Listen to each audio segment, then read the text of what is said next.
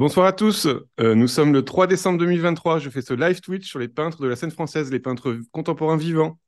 Et aujourd'hui, j'ai la joie de recevoir Dora Géridi. Bonjour Dora. Désolé de crier comme ça. Je sais pas pourquoi je crie comme ça, parce que je suis très content. Ça fait longtemps que j'en ai pas fait.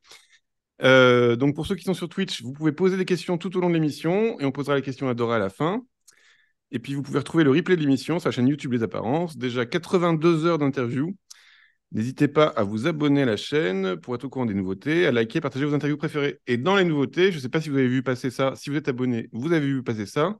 Il y a la vidéo de la carte blanche qu'on a eue, la carte blanche, les apparences qu'on a eues au Beaux-Arts de Paris, je ne sais plus quand c'était, il y a 2 semaines, un truc comme ça, où il y avait un espèce de grand débat géant avec 13 peintres. Donc ça allait de Henny Alftan, Marion Bataillard, François Boiron, Jean Clarac, Claire Chénier, Marc Desgrandschamps, Jean-Charles Eustache, Nathalie Herbelin, Maud Maris, Olivier Masmontaille, Marie-Claire Mitou, Simon Passier-Cannes, Nazanin Pouillandé.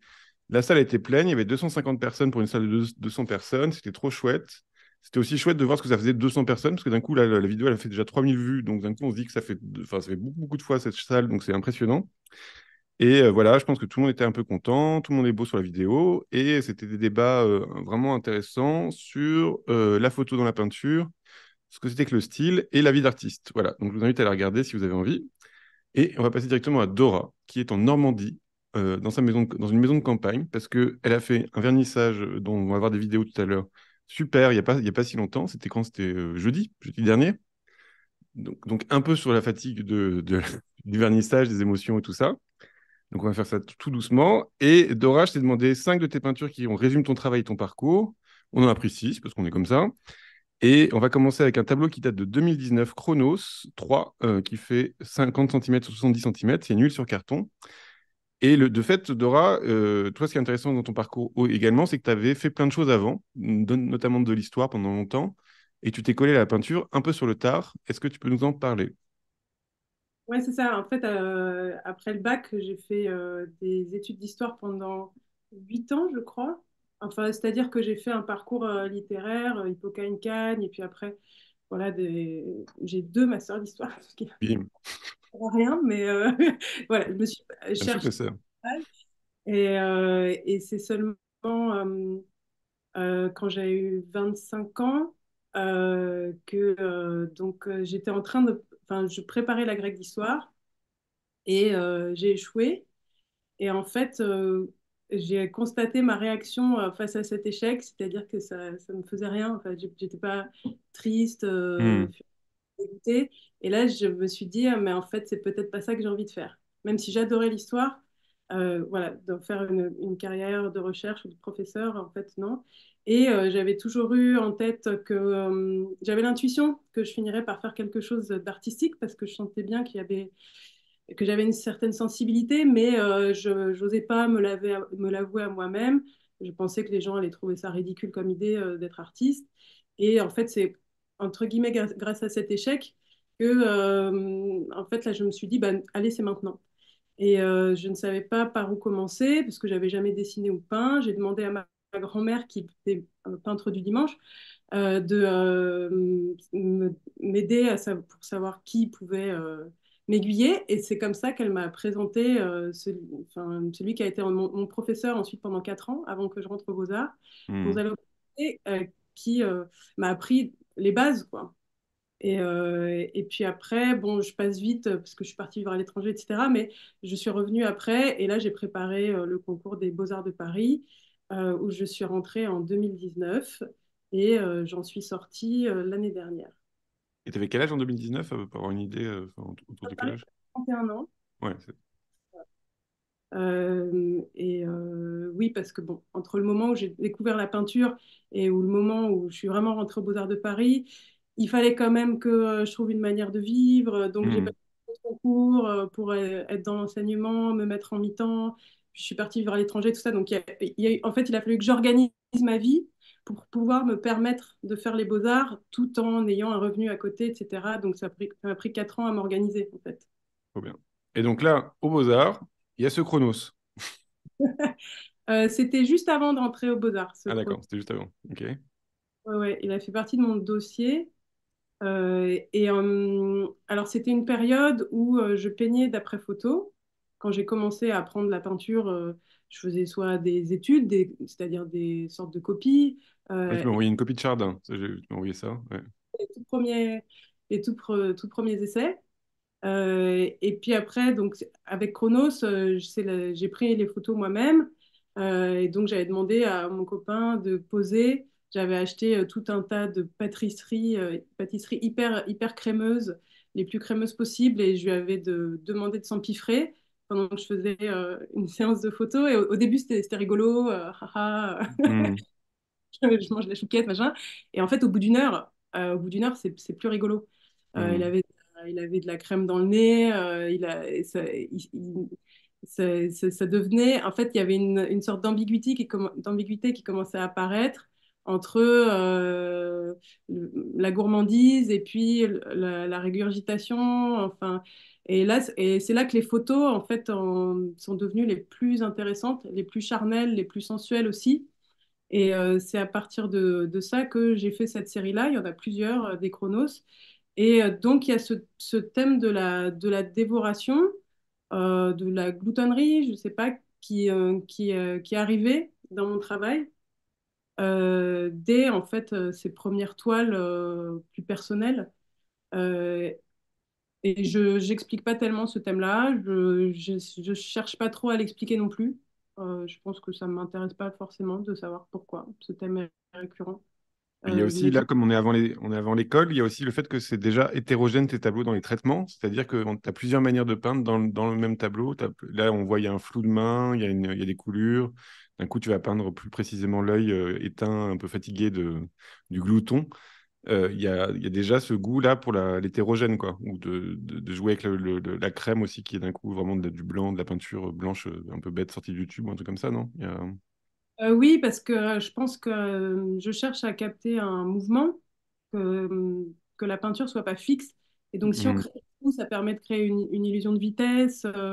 Et puis, même par rapport au relief de la toile, ça crée un dynamisme. On n'est pas dans une.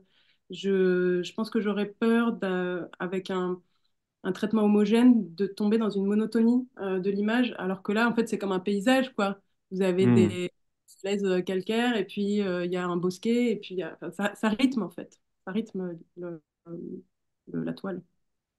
Et quand tu parles du fait que tu eu enfin, que tu eu des trucs en histoire et que ça n'a pas beaucoup d'intérêt aujourd'hui, tu crois pas que ça t'a amené aussi une rigueur de travail ou une rigueur dans le travail ou de méthode? Ça t'a rien ramené du tout comme méthode, comme quand même avoir un peu être un peu structuré intellectuellement ou je sais pas, je demande. Ouais. Tellement, oui, mais la peinture, j'aborde pas du tout la peinture De de la façon manière. Ouais. intellectuelle. Au contraire, en fait, moi, c'est qu'au bout de presque 10 ans d'études où j'ai appris à faire des dissertes, en gros, Mhm.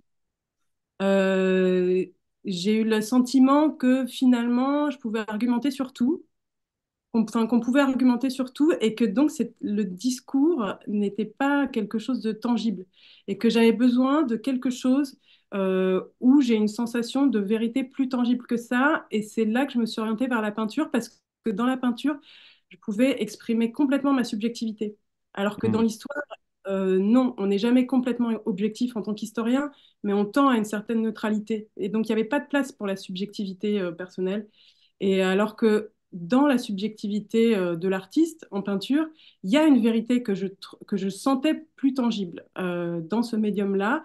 Et de pouvoir assumer enfin cette subjectivité, pour moi, je l'ai vécu comme une grande libération. Et c'était un peu une libération de je vais dire l'intellectualisme, même si en fait, je continue à lire énormément de choses, et Mhm. j'ai aucun rejet en fait des intellectuels et de cette voie-là. Mais moi, dans mon développement, j'ai eu envie de passer à quelque chose de plus sensuel, de plus intuitif, de plus charnel, et de changer de forme d'intelligence.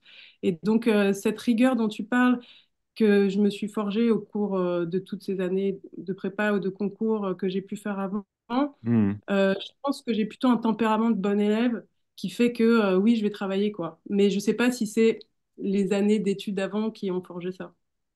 Alors là, tu parlais du fait d'exprimer ses sentiments ou ses sensations, d'être plus personnel grâce à la peinture. Il y a aussi le fait que, là, je pense à ça parce que c'est une tarte, c'est des tartes à la crème, c'est aussi de la patouille. C'est-à-dire, il y a aussi un plaisir physique à la patouille avec la peinture. Où d'un coup, on est dépassé par la matière. Et il y a aussi ce truc-là d'humilité, d'être, on va dire, d'être dans une matière comme ça, un peu dégoûtante. Enfin, j'imagine que ça, c'est très important pour toi aussi. Ça a dû être un plaisir dingue de te coller à ça après des études très longues et tout ça, quoi. Non, Ouais, on sent complètement. qu'il y a une joie dans tes peintures de ça, quoi. Oui, oui, oui. Oui, oui, pour moi, bah, enfin, je fais souvent cette analogie. Pour moi, la peinture, c'est comme de la nourriture qui pourrit pas. Ça a le même pouvoir d'attractivité, de séduction, les couleurs, c'est luisant. Bah, c'est comme des pâtisseries, en fait. Hmm, Et sauf que ça ne pourrit pas, ça reste dans le temps. Et donc, il y a un aspect ludique, gourmand, facile, séduisant. Et en même temps, il y a un côté boueux, mais je pense qu'il est le même oui. plaisir qu'un enfant qui va jouer dans la boue, en fait. Et, et, euh, et je, Il y a un côté les gâteaux au résultat, quoi. non, Après avoir été digéré, quoi. Voilà. c'est-à-dire que la boue est une sorte aussi de point de départ dans laquelle on va sculpter après des formes. Et je sais que Léonard de Vinci disait ça, avait fait cette comparaison de commencer à travailler dans une sorte de boue dans Hmm. laquelle on va ensuite dégager des contours, des formes, etc. Ouais, de jouer dans les tâches aussi, ouais. Ouais, j'aime bien ce truc-là de la saleté qui est très fertile en fait. très bien. On va passer au deuxième tableau qui s'appelle Les Fixeurs, qui date de 2020, qui fait 40 sur 60 centimètres, donc c'est encore des petits formats. Et là, bah, quand tu parles de bout, c'est qu'on sent que le départ du tableau n'était pas forcément très structuré, puis d'un coup, ça s'est structuré au fur et à mesure de, j'imagine, l'image, ou tu étais déjà parti, t'avais une composition très nette dans ta tête. Là, on sent que tu pars un peu, t'es parti un peu dans le tableau, c'est révélé au moment que tu l'as fait, quoi. C'est un truc comme ça, non? Ça en fait c'est Non, ma pas du tout. Je l'ai sauvé. Pardon. Non, mais ce tableau-là, en fait, c'est ma toute première composition personnelle, puisque je Mhm. t'ai dit, là, je travaillais d'après photo et Ouais. chrono, c'est ce que j'avais prise, enfin des photos que j'avais prises. Là, en fait, c'est la première fois que je m'attaque à une composition personnelle avec différents éléments où je fonctionne un peu à moitié collage, à moitié croquis, voilà, différentes inspirations. Les petites figurines là qui sont au milieu, qui sont comme un peu des petits animaux énigmatiques et mystérieux, c'est ce sont des figurines qui sont au Louvre, c'est des figurines béotiennes qui datent de l'Antiquité. Voilà, et donc j'ai associé différentes choses. Je me souviens que ce tableau-là, j'ai mis énormément de temps à le faire. J'ai laissé reposer un bon moment, donc entre le moment où je l'ai commencé, je l'ai terminé, ça m'a pris au moins, je sais pas, un an, je pense, mais j'ai fait une très grosse pause au milieu. Mhm. Le ciel me bloquait énormément. Je me souviens que ce qui m'a débloqué, c'est un mélange de couleurs que faisait le Gréco et que m'a conseillé justement ce professeur dont je te parlais tout à l'heure. Et la qualité de gris en fait que j'ai pu avoir grâce à ce mélange-là a débloqué le ciel et après ça a débloqué pas mal de choses. Donc voilà, c'est ce tableau-là, c'est première composition personnelle, même si je pense que dans l'intériorité que je peux y mettre, moi je me retrouve pas complètement encore dedans. C'est la composition qui est très personnelle, mais après mon intime, enfin ma part intime apparaît moins, je pense, dans ce Mhm. travail. Mais il y a Et là, déjà un pour, sens. et là, pour toi, il y a une narration qui raconte quelque chose, ou c'est une atmosphère, est-ce qu'il y a du narratif? Parce qu'il y a quand même des personnages, ils se penchent, enfin, on ne discerne pas totalement ce qu'ils sont en train de faire. Il y a le titre des fixeurs. Est-ce que tu voudrais que l'histoire passe ou... Non. En fait, il y a une narrativité, mais qui est volontairement assumée comme énigmatique. Hmm, Pour moi, mes peintures, c'est un peu des arrêts sur image d'histoires qui n'existent pas. hmm, d'accord. On s'imagine ce qui s'est passé avant, ce qui s'est passé après, comment est-ce qu'on en est arrivé là. Voilà, c'est plutôt comme ça que je fonctionne. Et il y a encore une fois cette histoire d'écriture où là, par exemple, on pourrait dire presque du figuratif classique à du chaos pur de coulures ou de frottement ou de choses comme ça. Ça, on peut même se dire que c'est à peu près pas si loin du mangeur de crème, parce que d'un coup, d'un gâteau qui a une forme, il en fait quelque chose de complètement difforme. Ça, c'est quelque chose qui t'intéresse quand même, enfin, le côté construit, pas construit, le côté ça se délite. Ouais. Ouais, pour moi, c'est comme une partition musicale, enfin, c'est comme un morceau de musique. Il y a des accélérations, il y a des ralentissements. C'est ce que je te disais sur le rythme, en Hmm, fait. hmm. Et donc, l'œil va brouter le tableau comme ça, de partie en partie. Il y a des moments sur lesquels tu t'attardes, des moments où ça glisse. Voilà, il y a une glissade à tel endroit. Moi, j'aime bien ça. C'est tout, en fait. J'aime bien ça. Et alors, comment tu sais que c'est fini? Parce que là, si tu te laisses aller, comment tu décides que c'est fini ou il y a... C'est assez intuitif, c'est quand D'accord. je vois qu'il n'y a plus d'endroits que Quand j'ai tout est envie de rempli. pas. J'ai dit quand tout est rempli, puis voilà, c'est fini. Non, non, quand il n'y a plus d'endroits qui me gênent, Hmm, je trouve que voilà, ça fonctionne, mais d'accord. c'est intuitif. Et on va passer au troisième tableau qui est encore plus compliqué au niveau composition, qui s'appelle TNTT, There is no there there. Alors, le tableau est plus grand, il fait 1,68 m sur 2,50 m. Il date de 2021. Et là, on a l'impression que tu as densifié de beaucoup les choses. Est-ce que tu peux nous parler de ce tableau, qui est un peu différent de ce que tu fais maintenant aujourd'hui d'ailleurs? Moi, j'aime bien le petit cochon volant en haut à droite, qui m'a beaucoup plu de le voir. Enfin, je l'ai vu en travaillant l'émission, mais je ne l'avais pas vu au départ. On voit bien le Caravage avec le sacrifice d'Isaac et tout ça. Mais est-ce que tu peux nous en parler? Ouais. Ah bon? Bah, la tête, le visage, le corps, comme ça, avec la tête. Oui, c'est le sacrifice d'Isaac, non? Non, non, ça c'est La main sur le jeune, là. Ouais. c'est un emprunt, mais c'était de Lovis Corinth. Ah oui, C'était bah, c'est Lovis Coran qui a dû copier Rembrandt. Voilà. ah, C'est pas Oui, j'ai dit Caravage, c'était Rembrandt, pardon, excuse-moi. La main sur le visage. Je t'enverrai l'image, tu verras que ça vient de là. Ouais. bah, ce tableau, ouais, il est important pour moi parce que je l'ai réalisé quand j'étais aux Beaux-Arts de Paris et c'était pendant les confinements du Covid, donc c'était quoi, 2020, Ah oui, d'accord. que je l'ai commencé et c'est mon premier grand format et c'est aussi, tu vois, je te disais, ah oui, J'ai raison ou j'ai pas raison? Pardon, je connaissais pas.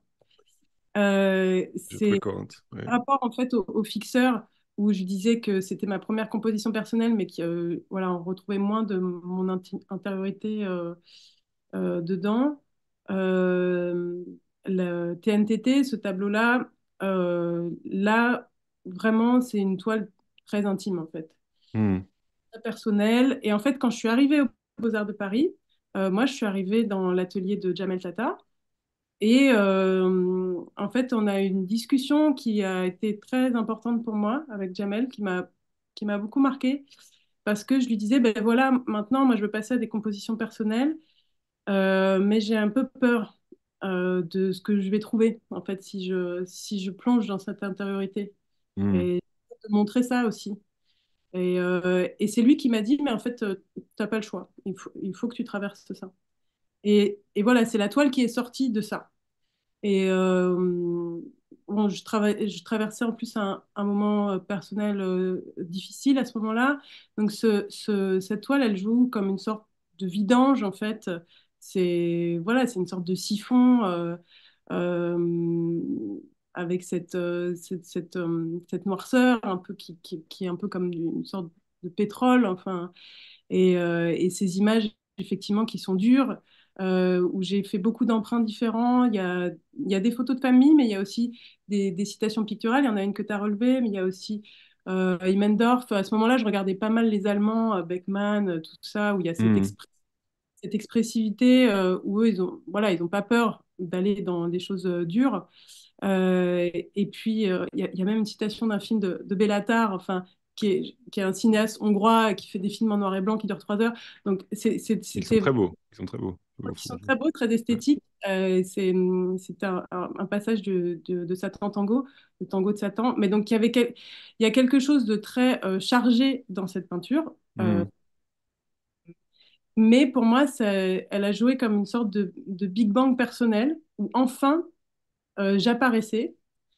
Et je pense que c'est le point de départ des grands formats qui ont suivi ensuite, mais qui ont trouvé plus de lumière lumière, plus d'espace, qui ensuite sont devenus moins saturés. Le chaos s'organise et puis va vers plus de joie, plus de choses ludiques, parfois enfantines, etc. Mais en tout cas, ça, c'est le point de départ, quoi. Et quand tu parles d'histoire personnelle, c'est-à-dire que toi, quand tu vois le tableau, c'est en relation avec des histoires qui te sont arrivées, c'est au sens deleuzien, les petites histoires personnelles qu'on a chacun, ou c'est vraiment plus symbolique, ou c'est c'est des sensations, ou des... ouais. Ni symbolique, ni représentatif Hmm. d'arrivée ou d'anecdote, pas du tout. Ouais, ok. C'est toujours de l'ordre de la sensation, en fait, et c'est des choix d'imagerie qui sont faits d'une manière intuitive. Parce que par exemple, le bonhomme au premier plan à gauche qui sourit, enfin, qui sourit en serrant les dents très fort, on a envie de savoir qui c'est, quoi. Ça, c'est pas, c'est quelqu'un de ta Et famille ça, ou je peux quoi? Ouais, c'est l'ami de mon grand-père, j'ai retrouvé sur une photo des 80 d'accord. ans de mon grand-père. Ouais. Ok. Il sourit pas très bien devant la caméra, alors. Je trouvais ce sourire Ouais. voilà, super ambigu, un sourire tellement forcé que ça devient. Hmm. Ça devient agressif, ouais. Et et donc ça, pareil, quand tu composes ce tableau, c'est tu te jettes ce qui m'intéresse, c'est est-ce que tu te jettes dedans? Est-ce que tu as fait des dessins préparatoires? Est-ce que tu as des... Donc j'imagine que tu as un mood board ou avec des morceaux d'images que tu as envie de mettre. Mais ça se fait progresser, c'est-à-dire que le tableau monte petit à petit devant toi ou tu avais déjà les compositions au départ, tu le... Pour Allô? celui-là, Ouais. oui, j'avais réfléchi un peu en termes de collage, croquis, choses comme ça. Mais après, c'est Ça bouge. Ouais. jamais ce que je vais avoir au final. Le Hmm. croquis reste assez succinct, quoi. Le croquis est pas très poussé. C'est un peu pour avoir une idée des masses, voilà. Mais je fais exprès de pas pousser le croquis. Et De, là, parce le... Ouais. Je t'écoute, qu'après, j'écoute. en fait, tous les possibles se déploient sur la toile et c'est une recherche sur la toile avec le médium pictural et c'est jamais le même rendu qu'un médium graphique, en fait.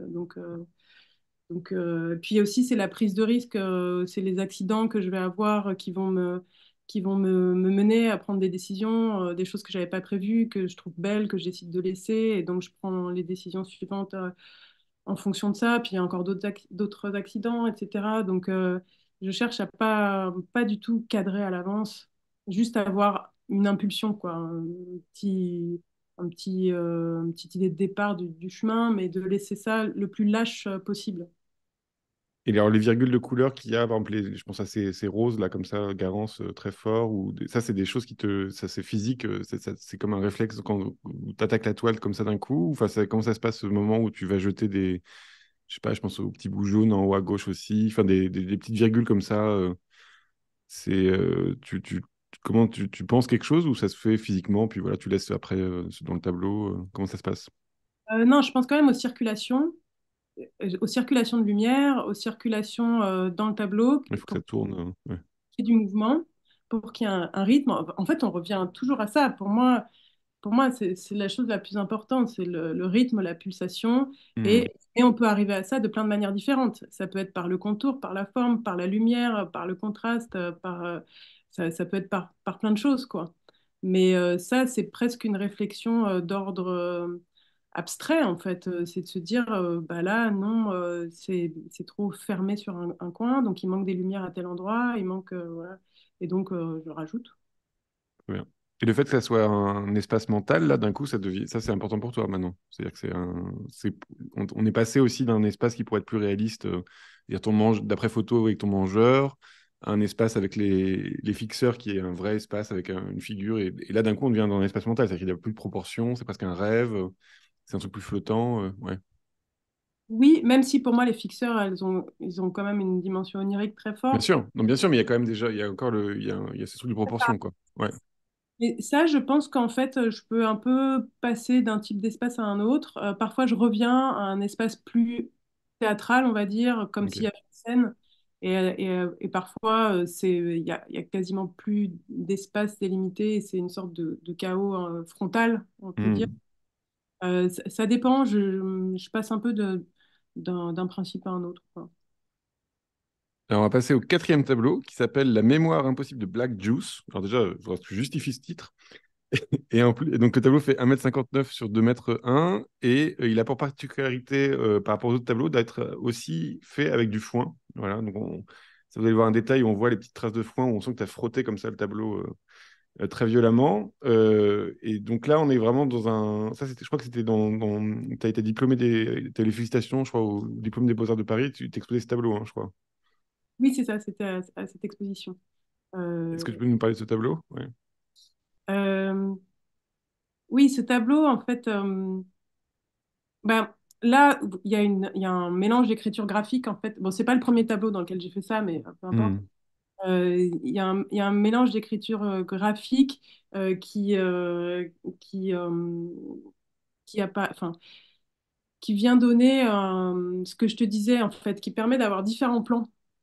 Enfin, là, ce que je suis en train de dire, ça paraît très réfléchi et Oui, rationnel. oui, ça se fait après. Pas du tout, en fait. Quand je le fais, c'est pas, c'est intuitif, puis c'est de l'envie, en fait, c'est l'envie de faire ça. C'est des choses que j'ai vues, de retrouver aussi une tonalité qui peut être un peu humoristique, qui peut être un peu ludique, et de mélanger les choses, en fait. Hmm. C'est un goût du mélange. C'est un goût du mélange qui s'exprime là. Alors, sur ce tableau-là, moi, j'avais une anecdote, parce que ouais, je l'ai fait quand j'étais au Beaux-Arts de Paris. Et, et un jour, là, il y a le prof de l'atelier d'à côté qui a passé sa tête et puis qui a vu, voilà, j'étais en train de travailler là-dessus et il y avait juste le corps féminin au milieu du tableau. Et puis il me dit tout de suite, mais anatomiquement, c'est pas bon, quoi. Hmm. Euh, et je dis oui, c'est vrai. Bah oui, oui, je pense, mais en même temps, je doute et je me dis, oh là là, ouais, c'est un prof qui dit ça. Je me dis, oh là là, il faut que je remette bien anatomiquement tout ça. Donc, je prends une journée pour le remettre bien aux bonnes proportions et tout ça. Hmm. Et en fait, ça avait perdu complètement cet élan qui est un peu paradoxal et contradictoire, que cette figure féminine est à la fois en train de se lever, de lever le buste, et en même temps, comme si c'était en train de s'affaler et d'être projeté en arrière. Il y a une ambiguïté là-dedans, il y a une ambivalence, c'est les deux en même temps. Et en fait, quand j'ai remis aux bonnes proportions, il n'y avait plus du tout cette, ce mouvement-là, en fait. Il y avait Hmm. plus, ça devenait quelque chose de beaucoup, certes, ça fonctionnait mieux dans le sens de l'anatomie, mais il y avait quelque chose de plus mou et aussi de plus photographique, en fait. Et donc, j'ai repassé encore une journée à remettre comme c'était avant, à retrouver ça comme ça. Et je raconte ça parce que moi, je pense, m'intéresse, c'est d'avoir justement ces ambiguïtés-là de sens opposés, mais qui Hmm. peuvent se superposer. Et ça, dans le discours verbal, on ne peut pas dire ça. Quand on parle, à moins de faire de la poésie, on est obligé d'être intelligible.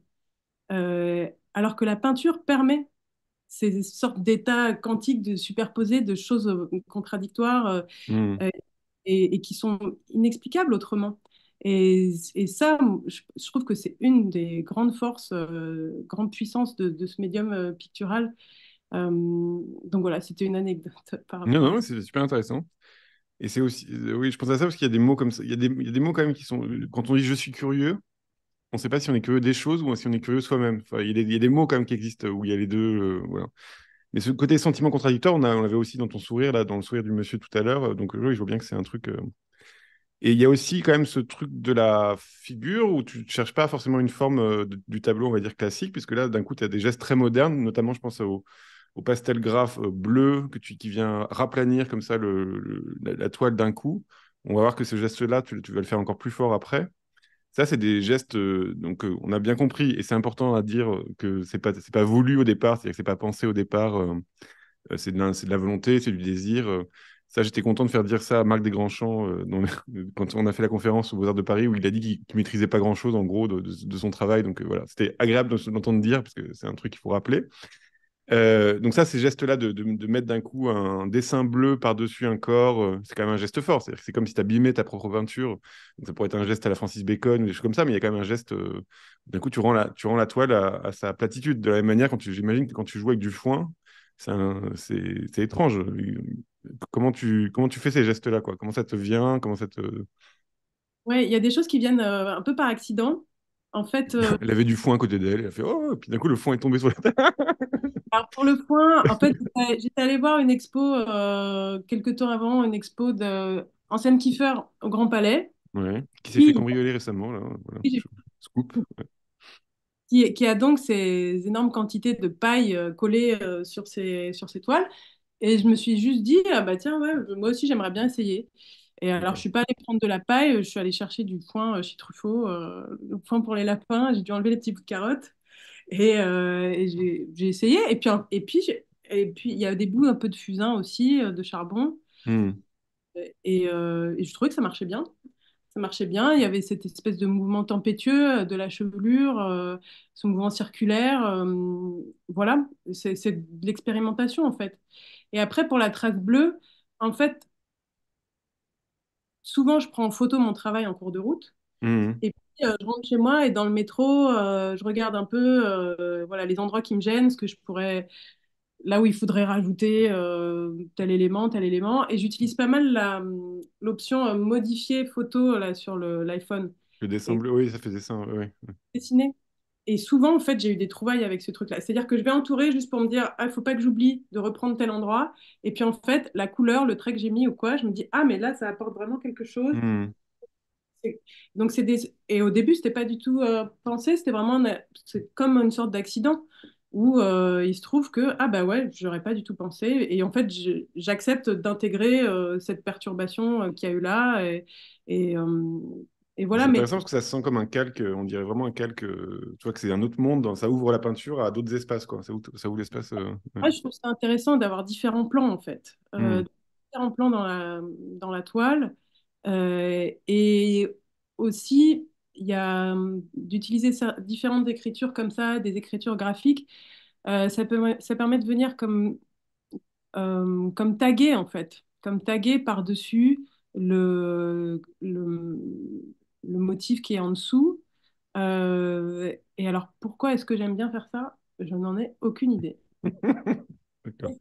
Mais après, des gestes comme donc, le geste bleu ou le chien ou l'espèce de chien noir en bas à gauche, c'est quand même, faut le faire aussi sur là, ton tableau, il fait quand même, enfin, il fait 2 mètres de large, enfin, c'est un gros tableau, quoi. Donc, il faut avoir le courage d'y aller. Est-ce que tu es stressé avant d'y aller ou tu y vas comme ça ouais. Ouais, ouais, non, j'ai peur. J'ai Hmm. peur, en fait, c'est des prises de risques. Et en même temps, moi, j'aime bien ce frisson-là. C'est ça que j'aime, en fait, dans la... Hmm. euh, j'aime bien pas savoir où je vais, tâtonner, essayer des trucs. J'efface énormément. Mon atelier sent beaucoup l'essence parce que j'utilise Hmm. beaucoup d'essence pour effacer, ou alors je repasse par-dessus. Enfin, il y a vraiment c'est une lutte, hein. C'est une lutte. Et quand tu peins, t'écoutes de la musique, oui, t'écoutes la radio, ou t'es très concentré au tableau, à voir comment il apparaît, ou t'aimes bien le hasard, des fois tu peux peindre bourré, je sais pas, enfin, non, non, mais c'est des questions, voilà. Une fois, j'ai essayé de peindre en ayant fumé un pétard, Ouais. et parce que j'avais beaucoup d'anxiété et, je pensais que ça allait défaire ça, justement la peur en fait devant le tableau. Et puis en fait, ça n'a pas du tout marché parce que j'avais Hmm. les yeux qui se fermaient, j'avais envie de dormir. Donc j'ai arrêté cette idée-là. Mais non, en fait, il y a ouais, certaines mises en condition qui correspondent à des moments dans la mise en place du tableau. Et il y a des moments qui sont un peu des moments de transe, où il y a besoin justement d'avoir ce courage au moment où on va aller dans les gestes, voilà, Ouais. dans les choses très gestuelles où il y a besoin d'avoir ce courage-là. Et là, oui, je vais écouter de la techno, des trucs beaucoup de hip-hop, du rap US des années 90, où je trouve voilà, il y a une insolence euh, Hmm. qui est inspirante, en fait, pour ces moments-là. Et puis, il y a d'autres moments, non, où je vais écouter du classique, parfois. Enfin, ça dépend, en fait, Et en Et les général, tâches, tes tableaux, ils mettent du temps à se faire ou tu les fais vite? Parce que là, tu nous as parlé du fait de les laisser se reposer pendant un an ou des choses comme ça, mais l'activité même de fabrication, c'est très long. C'est pas très long, si? ouais, là, c'était pour les fixeurs où j'avais laissé poser Ouais. longtemps, beaucoup de temps. Pour les toiles suivantes, il y en a qui peuvent durer longtemps. Maintenant, ça a tendance à s'accélérer. Je dirais que maintenant, je mets à peu près 3 semaines pour faire un tableau. Hmm. Là, je pense que j'ai mis peut-être un peu plus de temps, mais voilà, c'est à peu près dans ces eaux-là, quoi. Très bien. On va passer à un tableau de 2023 qui s'appelle La Chevauchée. Il fait 2 mètres sur 2,75 m. Donc là, c'est déjà beaucoup plus grand. Alors, on ne te voit pas là. Bon, ça, c'est des discussions qu'on a eues encore une fois au Beaux-Arts de Paris, mais tu n'es pas très grande et tu te prends quand même des grands machins, des grandes machines, quoi. Faut y aller physiquement, là. Ça devient un peu l'aventure, quoi. Ça devient une aventure physique même de transporter son tableau, le déplacer, des choses comme ça, non? Bah, je fais quand même 1m73. Ah bon, bah, pardon. C'est très bien. Excuse-moi. Je sais pas pourquoi. Ouais, bon, voilà. Pardon. Euh, oui, oui, mais en fait, Bah oui, mais 73, c'est très bien en plus. Excuse-moi, je sais pas pourquoi je. Mais tes tableaux sont très très grands. C'est ça qu'on on va voir la vidéo après. Ça y est, tu prends des formats très grands, quoi. oui, mais alors peut-être que ça dénote un peu plus en France, mais moi je regarde Oui, énormément de peintres américains, anglais qui sont sur oui, des normes. Donc j'ai pas le sentiment que c'est particulier en fait de bien faire sûr. ça. Euh, En fait, bah, quand c'est grand, on a plus de place par définition. Et donc, pour créer de la complexité, des passages de différents types d'écriture, différentes vitesses, etc., en fait, on est plus à l'aise, quoi, tout simplement. Surtout que moi, je suis pas très minutieuse. Donc, bien sûr, on pourrait reproduire ça sur un petit format, mais j'aurais pas la minutie de le faire. Et puis, Hmm. pas la même énergie. Du coup, moi, j'aime pas du tout peindre assise, par exemple. J'aime bien avancer, reculer. Et aussi, déjà, je trouve ça très beau, les grandes toiles dans les musées ou les galeries. Hmm. Et parce qu'il y a quelque chose de l'ordre de la présence, de la physicalité qui implique physiquement le spectateur. Euh, Quand c'est très grand, le spectateur rentre dedans. Et quand c'est très petit, le spectateur est obligé de s'approcher, donc il est engagé. Et moi, je trouve que le format moyen, c'est vraiment très difficile. Hmm. Euh, Parce qu'il y a une espèce de neutralité dans le format moyen qui fait que je ne sais pas trop comment manier ça. Et là, il y a une nouveauté aussi, c'est que tes couleurs sont peut-être plus propres, hein. C'est-à-dire plus travaillées au sens, elles sont moins marron. Tu vois ce que je veux dire? Et, il y a des grands aplats. Tu vas faire Euh, même il y a des jeux de couleurs là où c'est vraiment rose, rouge, puis voilà. Ça, c'est des choses que tu penses avant ou c'est que ça se fait aussi pareil Oui, il y a une simplification. Hmm. Et je pense Ouais, que, mais, une précision. Ou peut-être tu précises plus les choses, quoi. Ouais. en fait, sortir du marron, ça a été un grand combat pour moi. C'était une bonne question alors. Alors, raconte-nous comment t'es sorti du marron. T'es pas vraiment sorti d'ailleurs, mais J'adore. est-ce qu'on sort des fois. Moi, je sors jamais du gris. Peut sortir du marron? Ça, c'est une question. Non, mais j'adore les brins. Je trouve qu'on peut faire énormément de choses avec les brins et que ça a une profondeur et une chaleur. Donc, j'aime beaucoup Hmm. l'utiliser.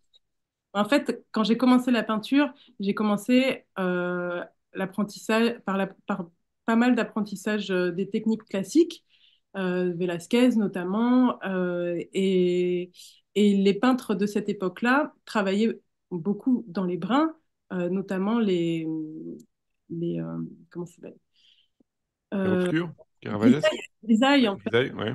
avant de démarrer, qui sont voilà, terre d'ombre brûlée et tout ça. Et, et moi, je trouvais ça très beau. Et, et ensuite, passer dans Donc, la... grisaille, c'est juste, je dis ça pour les spectateurs, c'est de juste jouer avec une couleur et la tonalité de ces couleurs, donc pas, enfin, du plus dense au plus blanc, au plus transparent, quoi. Voilà. Donc, ça fait des choses, voilà, avec beaucoup de volume et pas beaucoup de couleurs. Oui, et j'avais du mal à dépasser cette étape-là. Et, et ça m'a ça m'a pris des années, en Hmm. fait. D'ailleurs, la toile qu'on a vue avant, TNTT, l'espèce de Big Bang, voilà, Hmm. l'espèce de vidange comme ça, c'est très boueux. C'est des Kermit Nils, ouais. couleurs terreuses. Et il y a des accents comme ça, un peu criards, de Ouais, jaune. des accents de, ouais, de couleurs, ouais. j'essaye d'amener de la couleur, mais c'est pas encore maîtrisé très bien. Toi. Je dis pas que j'y arrive Hmm. pas très bien maintenant, mais je veux dire, c'est des tentatives pour Alors, c'est pas la s'extraire. bonne news, mais c'est pas grave. La news, c'était pas la bonne, c'est celle de TNTT, c'est celle qui est très noire avec plein de des petites notes jaunes. Voilà. Et c'est pas très grave si on la voit pas. Mais voilà. Voilà, c'est celle-là. Super. Pardon. Excuse-moi, Dora. Petit problème technique. Donc voilà, c'était une tentative pour s'extraire de ça Hmm. euh, et qui n'était pas très entièrement, enfin, pas très satisfaisante pour moi en tout cas. Même si je trouve que ce tableau a plein de qualités et puis qui peut fonctionner aussi comme ça, hein, c'est pas voilà.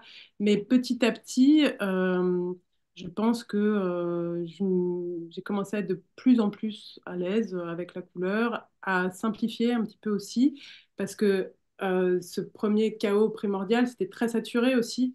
Et après, j'ai commencé à plus déployer les choses dans l'espace, laisser plus respirer, comprendre aussi la valeur des blancs. Donc, Euh, il y a le bas de la toile, c'est de la toile écrue, c'est ça, hein la toile en bas. Ouais. ouais, c'est un mélange de toile brute et de peinture de la même couleur. Ok. Euh, Parce que là, le et changement aussi, c'est que d'un coup, c'est la couleur qui structure l'espace, pour le coup. Là, tu as vraiment ouais, trois bandes. Voilà. Ouais. ouais. Mais parce qu'en fait, ce que j'ai compris, c'est que je pensais, parce que ce que je recherche quand même dans mon travail, c'est une sensation d'intensité. Euh, et je pensais au début que bah, si j'en mettais plein, ah bah, ça allait être intense. Oui, il y a une certaine forme d'intensité. Mais avec le temps, j'ai compris que si j'enlevais des éléments et que j'avais moins d'éléments, mais qu'en revanche, je travaillais mieux la relation entre les éléments, j'allais avoir tout autant d'intensité, voire plus en réalité, parce que l'œil du spectateur allait pouvoir être concentré sur une relation et que c'était le rapport entre les éléments qui était plus important que d'en avoir plein partout, quoi. Trop bien. Donc, On dirait un traité de composition du 17e, ce que tu viens de dire. Non, mais c'est très bien, c'est vraiment ça. Et le... c'est toujours un peu les mêmes histoires, quoi. Et là, la figure, elle est quand même narrative au sens où, en tout cas, elle est symbolique. On a un homme qui chevauche un cheval à l'envers. Ça, c'est une figure qui était... Ou un homme ou une femme, hein, je sais pas, mais non, mais enfin, pourquoi tu dis symbolique? symbolique dans le sens où bah, c'est une posture quand même. Le dessin raconte une chose. Ah, Tu vois, alors, je sais pas si c'est narratif, mais ça raconte quand même... c'est quand même c'est original, quoi. Voilà, c'est un ça, statement. Ouais, c'est un symbole au sens où ça représente quelque... Enfin, voilà, on pourrait trouver du sens à ça, je sais pas, mais... Donc ça, c'est comment tu l'as dessiné, ce truc-là? Ça s'est fait tout seul aussi? Ou on va dire, inconscient? Ou c'est une figure que tu as envie de peindre particulièrement? j'étais inspirée par le tableau du douanier Rousseau qui s'appelle La guerre, où on a une petite fille qui chevauche un cheval Pas écarté comme ça, là. Ouais. au-dessus d'un champ de bataille où il y a plein de corps allongés qui ont été blessés ou qui sont morts. Euh,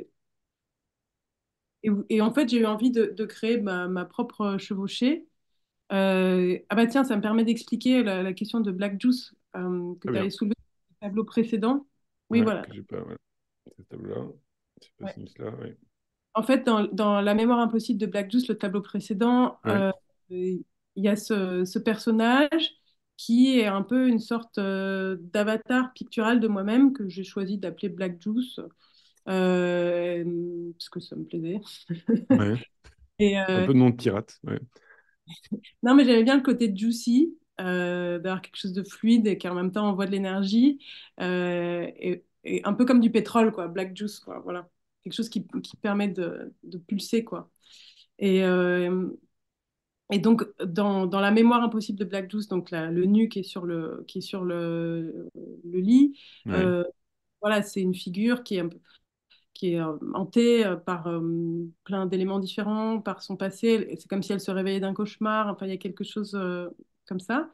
Et en fait, dans ce tableau-là, la chevauchée, c'est toujours Black Juice pour moi, même si ça n'apparaît pas dans le titre et qu'elle a un visage différent, une couleur différente. Enfin, Mhm. Elle a son quelqu'un. casque, quoi. Voilà. Ouais. En fait, c'est une autre situation, quoi. C'est une autre Mhm. situation. C'est un peu les aventures de Black Juice. Il lui arrive plein de choses différentes. Mhm. Et donc là, voilà, c'est sa chevauchée où elle est à l'envers. Elle est à l'envers sur son cheval. euh, et elle est dans sa course, quoi. avec le paysage derrière, le chemin, voilà. Mais on est d'accord que le fait qu'elle soit à l'envers, ça raconte quelque chose. C'est pas. Ok. Ah, enfin, pour moi, c'était... bah déjà, ça me permettait d'avoir une belle diagonale. Ouais. Et, mais aussi, ça crée un peu une sensation de folie, en fait. Un monde fou d'une situation Hmm. euh, féerique, enfin, où les choses n'ont pas de sens, littéralement. Ça n'a pas de sens, c'est pas dans le bon sens. Donc elle va, et puis aussi, et on revient aussi à cette histoire des contradictions, des paradoxes. Elle va dans un sens, mais elle regarde dans l'autre. Hmm. Et tu connais le tableau de Holbein où il avait fait un homme sur son cheval et ça s'appelle Voilà où le désir m'amène ou pas? Ok, bah, faut que je te renvoie ça, c'est rigolo. Et les lignes noires là, donc d'un coup on avait vu les lignes noires la ligne bleue qu'on avait pu faire, puis là d'un coup tu as les lignes noires par exemple, en bas à gauche là que j'adore, un peu dessin animé comme ça. Ça c'est encore une fois c'est des gestes où là maintenant tu te laisses aller dans le rose comme ça, on y va, c'est presque ça ressemble un peu à de la peinture, je t'avais dit ça, mais ça ressemble un peu à de la peinture de l'école de Paris du début des années 50 en beaucoup mieux, je veux dire. On ne sait pas pourquoi, mais c'est beaucoup mieux. Pourquoi ça, c'est ça, c'est pareil, c'est des trucs que tu jettes à la fin ou c'est des choses que tu as construites ou c'est C'est genre pour des, donner ça pourrait être un peu les petites virgules de BD, tu sais, pour faire le mouvement. Enfin, des mélanges d'accidents, de trucs que j'ai trouvé un peu comme ça, que j'ai surajouté. C'est pas venu d'un coup, par exemple, derrière le paysage. Ouais. Au début, il y avait des choses un peu légères au fusain, puis quand je prenais du recul, je trouvais que au niveau des masses, ça marchait pas. Et puis, ah oui, d'ailleurs, je crois que dans les traits noirs horizontaux dans le fond, ça, je vois que c'est typique du dessin sur iPhone, par exemple. Donc, Ah oui, bien sûr. Ouais. Genre, quand on fait pas exprès, même. Ouais. je pense que ça, voilà, c'est un mélange de bah, j'ai trouvé un peu comme ça. Et en revanche, alors, le zigouigoui qui est en bas à gauche, Ouais. Que j'aime beaucoup. je ne Ouais. dirais pas, mais ça a été un enfer personnel, ce truc-là. Très bien. Pourquoi c'est J'ai un enfer? j'ai mis un temps fou à faire marche. La toile est sortie assez rapidement, assez facilement, mais Hmm. sur le coin à gauche, j'ai mis un temps fou à le faire marcher, à le faire fonctionner. J'avais un coin, voilà, marron, enfin, comme ça, un peu gris chaud, quoi. J'essayais différentes choses. J'essayais de fermer une boucle, j'essayais de mettre une masse noire, et rien ne marchait, rien ne fonctionnait, c'était l'enfer. Et je crois que c'est le jour même où les transporteurs sont venus, je sais pas, une demi-heure avant, paf, j'ai trouvé ça. Et alors là, mais j'étais soulagée. Alors que ça paraît simple comme bonjour. On voit ce truc-là, on se dit pas, elle a Ah oui, il y a une galéré. évidence. Ouais. Bon, c'est la sprezzatura de la fin, quoi. Ok, trop bien. Eh ben, merci pour l'histoire. Et alors, on va passer au dernier tableau qui s'appelle Mouse Red. Alors, lui, il est dans l'exposition dont on va voir la vidéo après. Et il fait 2,50 m sur 2,10 m. Et on retourne dans nos histoires de bouche avec cette bouche géante qui apparaît par plein d'autres bouches au-dessus. Alors, pourquoi? Pourquoi? Enfin, je sais pas. Comme dirait mon Celle de chien. la dévoration qui est toujours Ouais. là. Là. Euh, Et alors Il y là, a il faut comprendre que le corps du spectateur est dans la bouche, hein. C'est-à-dire qu'on a même, elle est tellement grande la bouche qu'on a presque du mal à voir que c'est une bouche au départ, quoi. Faut vraiment se reculer pour la. Ouais. toi, tu dis ça, euh, Ouais. mais ça pourrait aussi être l'inverse. Ça pourrait aussi être une bouche qui vient vers nous. Ah oui, oui, non, mais ce que je veux dire, c'est que quand on est spectateur, on a la tête dans la bouche. C'est-à-dire que la bouche, elle fait la taille. Là, c'était pour donner une échelle, quoi, parce que comme on. Voilà. Ah oui, C'était oui, c'est c'était un grand. pédagogique, excuse-moi. Je sais pas. Oui, non, c'est vrai que tu parlais du point de vue. Ah non, non, pardon. Ouais. Non, parce que justement, il y a une ambivalence. Est-ce qu'on va dévorer ou est-ce qu'on va être dévoré? Euh, Hmm.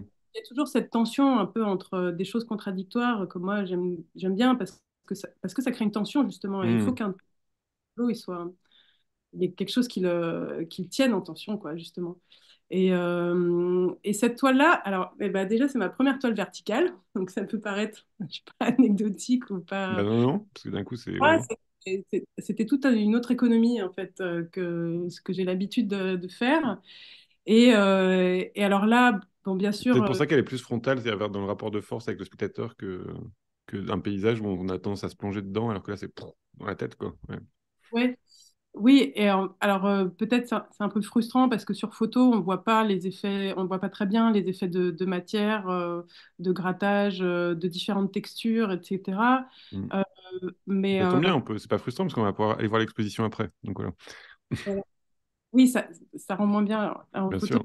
C'est- Mais moi, en fait, cette toile, ça a été, c'est une toile qui m'a donné du fil à retordre, mais que j'ai quand même beaucoup aimé faire parce que euh, il y avait vraiment quelque chose de jazzy en fait dans la manière de la travailler.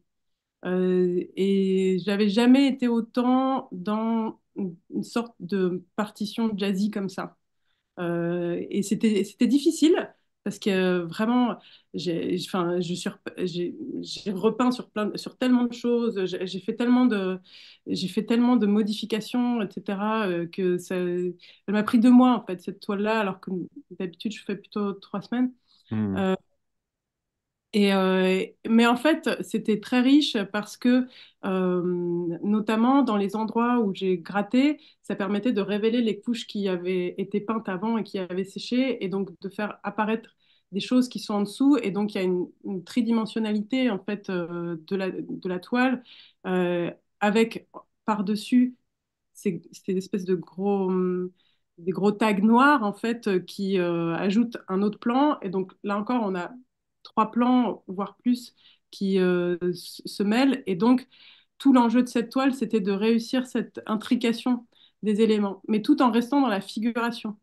Euh, Alors que c'était vraiment de la réflexion très abstraite, mais il fallait réussir à garder la figuration et l'intention voilà, de cette menace d'avalement ou alors de cette férocité d'avalement.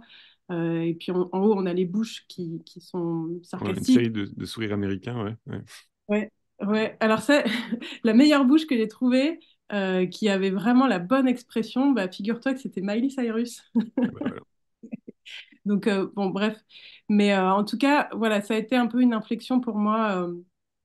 Cette toile-là parce que c'était nouveau et je pensais pas que la verticalité me donnerait autant de défis euh, pour trouver un langage qui fonctionne, enfin une pulsation qui fonctionne dans ce sens-là en fait. Et quand tu dis qu'il y a beaucoup de repentir ou de choses recouvertes, ça se sent pas trop dans le tableau. C'est-à-dire qu'il y a une propreté aussi de la technique. Enfin, je sais pas, au résultat, ça fait propre. Il y a un truc où on sent pas de beaucoup de doutes ou de choses abîmées ou de, tu vois, des fois, il y a plein de peintures modernes où on sent justement le travail là. Et ça m'a donné l'impression, on n'arrive pas à savoir comment tu commences en fait. C'est-à-dire, tu as fait ton fond marron et après tu improvises des choses dessus ou comment ça se passe la composition Le fond était marron, enfin ce ouais, petit ocre là, ouais, mais il y a plein de choses que j'ai peintes qui en fait sont recouvertes. d'accord. Et d'ailleurs, du coup, il y a des restes. Par exemple, il y a un endroit où on voit 3 têtes de petits personnages, mais parce qu'en fait, à un moment, il y avait, je crois, une cinquantaine de personnages peints. Ok, Et en fait, j'ai recouvert parce que ça c'est bien fonctionnait recouvert. pas, Ouais. il Ok. fallait taire à certains endroits, ce que je disais tout à l'heure par rapport au vide aussi. Et du coup, je repasse, j'ai repassé cet ocre-là. Mais voilà, euh, à des moments, la seule solution pour trouver la forme, c'était d'aller gratter et de retrouver les personnages, mais Hmm. pour leur, pour leur, euh, pour leur colorimétrie, en fait, plus du tout pour leur forme ou pour ce qu'ils représentent. Et après, sur ce que tu dis pour l'espèce de propreté, en fait, du tableau, euh, bah, tout l'enjeu, c'est de ne pas montrer ce labeur en fait qu'il y a pu y avoir et de garder la nervosité, de garder la sensation de rapidité, de nervosité. Moi, euh, enfin, je pense à De Kooning, là, par exemple, où bon, je crois que lui, il faisait ses tableaux vraiment rapidement. Enfin, je ne sais pas exactement, mais en tout cas, Hmm. cette sensation de nervosité, rapidité, et du coup un peu d'agressivité aussi, mais vivante, quoi. Moi, c'est ça que je voulais avoir. Et donc, oui, il y a beaucoup d'allers-retours, il y a beaucoup d'effacements, il y a beaucoup d'hésitations, de doutes, de choses, etc. Mais il ne faut pas que ça se voit. Il faut pas que ça se voit, il faut qu'on ait l'impression qu'il y a quelque chose qui vient Ouais, pulser. qui est net. Ouais. Alors, comme on a un petit peu en retard, donc ce que je vais te proposer, Anil, c'est on va parler de ton exposition qui est en ce moment à la galerie Maure Charpentier, 61 rue de Bretagne. Donc, Nice, si tu peux l'envoyer la vidéo. 61 rue de Bretagne, donc c'est dans le troisième, c'est jusqu'au 6 janvier. Donc vous avez vu que l'exposition, elle est au fond d'une cour, donc il ne faut pas hésiter à y aller. Encore une fois, c'est gratuit, c'est accessible, hein. Vous allez au fond de vous sonnez, vous allez au fond de la cour et vous tombez sur l'exposition de Dora. Et une des choses dont j'aurais voulu parler, Dora, comme on voit l'ensemble de tes tableaux-là dans cette exposition, c'est quand tu parles de sentiments, enfin, c'est moi qui parlais de sentiments contradictoires, mais il y a ce truc-là je trouve dingue, c'est qu'il y a aussi un côté un peu clownesque, rigolo, sympa, frais dans tes tableaux, et puis quand même une gravité très grande. C'est-à-dire, là, je pense à la figure des animaux d'abattoir ou des choses comme ça, de toi en train d'un autoportrait de toi en train de crier. Enfin, il y a un truc, il y a un enjeu quand même. Et c'est pas, il y a une souffrance ou il y a un enjeu très personnel où, toi, c'est important pour toi d'avoir ces deux choses en même temps aussi, c'est-à-dire de jouer aussi encore d'ambiguïté un peu tout le temps, que ce soit dans la matière, parce que on a l'impression que tu as des choses à dire quand même. Voilà. Ouais, pour moi, en fait, j'aime les choses avec de la complexité, en fait. Et donc, qui ne sont pas univoques, Hmm. qui disent beaucoup de choses à la fois, mais à l'image de la vie, en fait, parce que la vie est comme ça. Dans les œuvres d'art, moi, que j'aime, que ce soit en peinture, mais aussi en musique, en littérature, des choses comme ça, Hmm. j'aime cette complexité-là et de pouvoir rire aussi dans le tragique. Euh, c'est, c'est des choses que j'apprécie beaucoup. Et aussi, je pense que de faire apparaître des figures un peu grotesques, un peu ludiques, etc., c'est aussi une manière d'avoir de l'autodérision par rapport à cette gravité. Parce que c'est vrai qu'il y a une gravité dans mes toiles qui ressort. Je pense que ça, c'est un peu comme un caractère, c'est quelque chose qui s'explique pas vraiment. Enfin, si on voulait expliquer le caractère de quelqu'un, ce serait compliqué. Donc, c'est qu'il y a quelque chose qui s'exprime, Hmm. qui est pas forcément volontaire en fait de ma part. Oui, il y a cette gravité-là, mais il y a aussi une part d'amusement avec ça. Il y a un chaos, mais c'est l'occasion de jouer avec ce chaos-là et de s'amuser. Et donc, il y a des choses enfantines qui peuvent apparaître, des choses ludiques. Et voilà, je pense que d'avoir de l'autodérision par rapport à ça, ça permet de pousser encore plus loin. En fait, et puis de pas puis moi j'ai pas envie de regarder des choses plombantes non plus, enfin c'est pas l'objectif, l'objectif L'objectif, c'est la vitalité quoi. la vitalité. Non mais je Parce parle que de non, non, bien sûr, mais on pourrait parler de, je sais pas, je pense à. On parlait parler de Goya qui est très premier degré, c'est-à-dire qu'il peut il peut être très tragique et très, je sais pas, au 13 des Maillots où c'est vraiment un assassinat, voilà. Il y a le premier degré de la catastrophe, de la tragédie et tout ça, puis il y a, quoi qu'il arrive, la joie de peindre. Donc d'un coup, cette vitalité, on va dire cette politesse de ramener à la dignité humaine, elle est aussi dans le tableau, quoi. Donc je pose ça parce que je trouve que c'est une question. Enfin voilà, c'est la question du premier degré ou pas, comme tu as fait de l'histoire, on pourrait se dire le tragique et tout ça, tu pourrais est-ce que tu pourrais l'inclure complètement ou est-ce qu'il y a un truc plus même d'accueil, de capacité d'accueil du tableau, on a envie d'être gentil aussi avec le spectateur ou méchant, enfin voilà, à quel degré de cruauté on peut être avec le spectateur.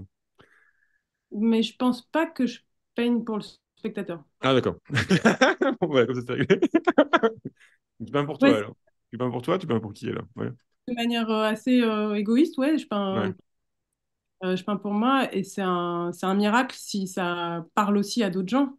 Hmm. Mais, non, D'accord, parce que si je commence à peindre pour le spectateur, là, c'est trop difficile. C'est trop risqué. j'entends. Et alors ton autre actualité, c'est que tu pars à New York là pendant longtemps, je crois. Oui, pendant un an. Trop bien. Tu pars quand? Là, fin décembre. Ok. Ah, trop bien. T'as hâte ou c'est stressant? Les deux, mais j'ai principalement hâte. Ouais. Bon. Bon, j'espère que t'as bien vendu, puis il faut être très riche à New York, ça c'est une règle. Oui, Euh, un café, 50 euros. Ok, c'est comme ça. Euh, alors on va passer à la deuxième partie de l'émission. Et je t'ai demandé une partie de l'histoire de l'art qui était importante pour toi, et tu m'as proposé Léonard de Vinci. Alors, j'ai voulu. Et puis après, on a reprécisé avec la Vierge au Rocher. Alors, j'ai pris la Vierge au Rocher de la National Gallery, parce que comme le Louvre n'est pas foutu de donner des hautes def, alors que la National Gallery, oui, et ben voilà, je voulais leur faire un petit pied de nez. Et puis, j'en profite comme ça, comme j'ai dit du mal du Louvre, j'en profite pour parler d'autres choses. Je vais en dire du bien, puisque dans le cadre de la réédition des Dialogues du Louvre de Pierre Schneider et la publication des Conversations du Louvre de Hans Ulrich Obrist, Anaël Pija a recueilli pour Parole du Louvre, donc ça, c'est son émission de radio Phonomaton, Alors, je sais pas ce que Nils a fait, voilà. J'ai fait un truc passé qui était bizarre. Donc, elle a fait 12 interviews, je crois, d'artistes. Donc, il y a des artistes que vous avez entendus ici, puis d'autres. Donc, il y a Iman Chabigara, Nathalie Herbelin, Nathalie Lamberté, Madeleine Roger-Lacan, Enzo Meglio, Joséphine Ducas, Jennifer Douzenel, Jean Clarac, Hélène Chatberashvili, Dora Geridi, Christine Safa, et moi. Et c'était, donc, moi, le vieux. Je sais pas ce que je fous là, mais voilà, c'est que des jeunes et un vieux. Et donc, ça, c'est très bien. Ça dure 20 minutes. Chacun fait son petit louvre comme ça. Et donc, tu fais partie de ceux qui font son petit louvre, qui était un de mes podcasts préférés de ceux-là. Et voilà, donc vous pouvez les retrouver. Vous avez le lien là, si Nice veut bien passer. Puis je le mettrai à la fin de l'émission de la chaîne YouTube. Et donc là, parlons de notre Léonard de Vinci, la Vierge au Rocher. Pourquoi Léonard? Ouais, je suis désolée de sortir un peu Léonard, c'est un peu la tarte à la crème. Bah non, bah, c'est pas pour rien. Il le mérite. Ouais. Ben en fait, alors aussi, ce qui était dur, c'est que tu demandes une peinture, alors Ouais. que je te dis la Vierge Rocher, mais moi, c'était plus pour parler de Léonard de Vinci en Bah, général. vas-y, bah, comme tu veux. Ouais. C'est pour ce qui est de la question de la vitalité, en fait. Pour moi, c'est l'enjeu de l'art. Pour moi, les œuvres d'art, ce sont des êtres vivants, même si ce pas des êtres vivants biologiques, mais les œuvres d'art réussies, ce sont des êtres vivants. Et donc, c'est ça qui fait que c'est si difficile de faire du bon art, quoi.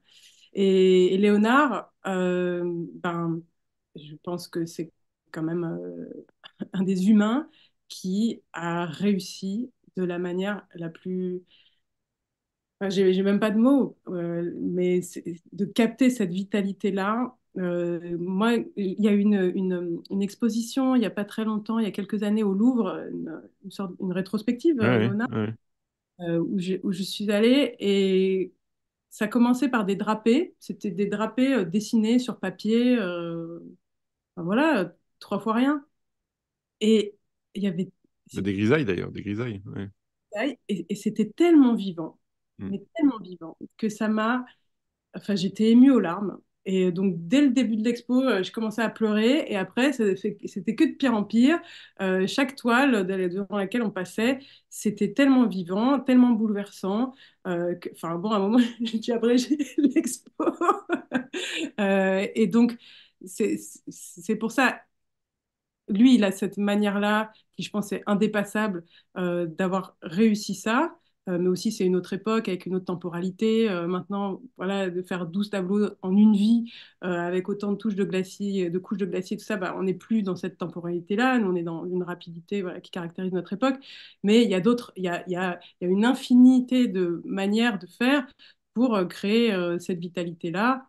Voilà, moi je parlais de De Kooning, mais en fait, enfin, le nombre de peintres est tellement immense que je ne vais même pas me lancer dans une citation des peintres ou des artistes. Mais c'était juste pour dire que pour moi, l'enjeu de l'art, c'est ça.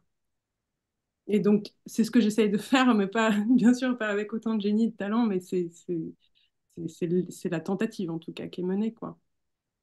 Et de pousser des formes, parce que de pousser plus par la peinture les formes et tout ça t'intéresserait pas plus, enfin, de vraiment avoir un morceau Léonard dans ton tableau. Parce que peut-être t'as pas le temps de faire tout le tableau comme ça, mais d'avoir des contrastes de matière plus, d'avoir encore une fois des effets tu vois, de réel d'un coup qui sortent. Je pense évidemment au pied de Fraunhofer de la Belle Noiseuse enfin oui, enfin le chef-d'œuvre inconnu de Balzac, hein, où d'un coup le pied sort comme ça d'un tableau. Ça, on sent que c'est des effets qui pourraient, enfin en tout cas des effets, c'est des punctums qui pourraient être dans tes tableaux, tu vois, ce truc-là de. Non, il ne faut pas que ça fasse effet. Ouais, non Euh, mais justement, c'est pour ça que j'avais enlevé le mot effet, mais c'est ouais. un gros moment de ralentissement, en fait, dans le rythme du tableau. Hmm. Qui, je pense, pourrait risquer d'absorber tout le tableau. Donc, ça Ah peut être oui. difficile à gérer en termes de rythme et d'équilibre. Euh, donc, ouais, le mélange des styles, mais ça pourrait être une belle tentative, enfin, un Et beau challenge, quoi, même si t'as déjà essayé de faire des collages ou des choses comme ça aussi, par exemple? j'aimerais bien essayer, mais pour l'instant, j'ai eu peur qu'il y ait quelque chose d'un peu grossier. L'idée, c'est quand même qu'il y ait de l'intrication, donc que tout soit quand même dans la même trame. Ouais, ouais. Voilà, pour l'instant, j'ai eu un peu peur de ça. Ah, et je voulais citer un autre artiste, parce que c'est rare quand même d'être ému aux larmes devant une œuvre d'art, devant Même un en tableau. général, c'est le mec cynique. Oui. Pardon. Et juste la deuxième fois que ça m'est arrivé, c'est devant une sculpture d'un sculpteur anglais qui s'appelle Lynn Chadwick à Barbican. Et justement, cette vitalité-là, avec cette intensité-là, qui nous rend captifs et où on n'a pas d'autre choix que d'être absolument bouleversé. Voilà, Lynn Chadwick aussi, moi, m'a provoqué ça. C'est un sculpteur ancien ou c'est... Non, je crois années 60, quelque chose comme Ok. ça.